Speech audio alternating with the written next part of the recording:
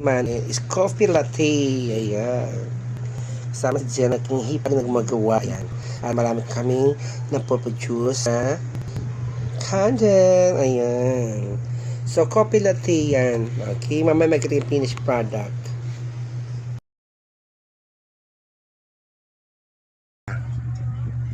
Ayan, saan hindi makita yung ano. Sige, ipantay mo.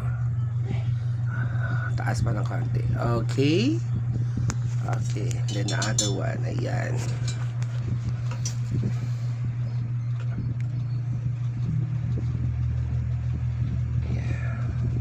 So, ang ginagawa ko na namin ngayon ay coffee latte. Mamaya makikita po ninyo yung figure.